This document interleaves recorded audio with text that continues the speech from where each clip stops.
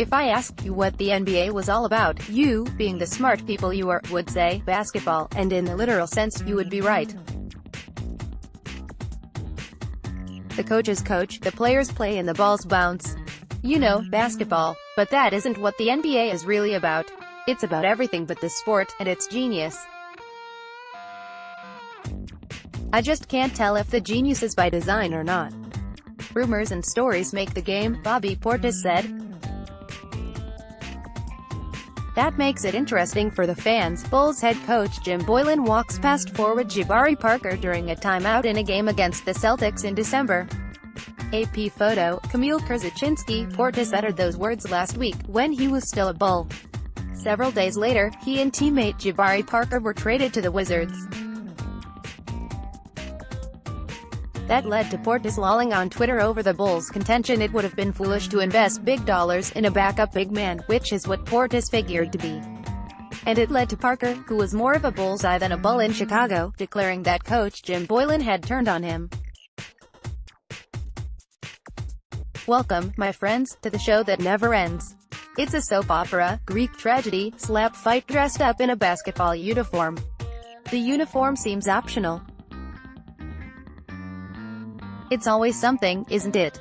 Before Parker, it was Jimmy Butler and his diva ways. Before Butler, it was Derrick Rose and his future business meetings. We're nearing the middle of February, when the games mean even less than they normally do. Yet the NBA couldn't have been more popular the past few weeks. That's because megastar Anthony Davis, through his agent, demanded that the Pelicans trade him. Or, as I like to put it, what does this have to do with LeBron? Everything has to do with LeBron James. The league is all about how James will build his next super team. It used to be the Heat and the Cavaliers. Now, it's the Lakers. Days of intrigue followed Davis's bombshell demand. He and James share the same agent, only adding to the sense of a trade with LA being a fait accompli.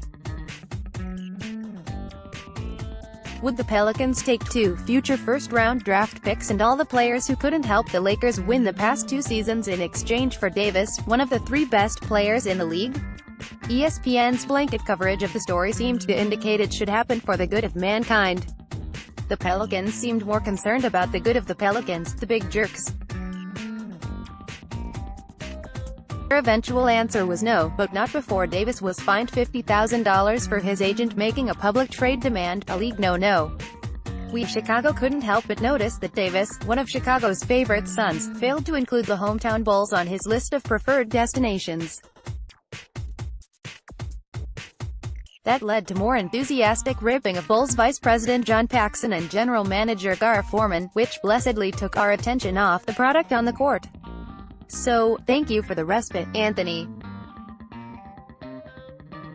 Did I say that everything has to do with LeBron James?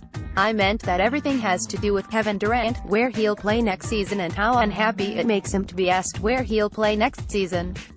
Durant is one of the best players in the league, and he's playing on the best team in the league, and one of the best teams in history, but the real story is where he'll take his talents after this season. Why that's more important than watching the Warriors' excellence is beyond me. All I know is what I've been told, over and over again, it just is. The NBA's stock and trade is intrigue, backbiting, cap room and next season. Always next season. Nothing is more fascinated than the future. It's all that Bulls fans have. In Chicago, we care about the games only as they relate to the team's chances of getting Duke star Zion Williamson in the lottery. That, not basketball, is our sport right now. Why Bulls fans continue to go to the United Center is unclear, but it can't be the games themselves. Fans are concerned that if they bail now, they won't be able to get tickets during the Williamson era.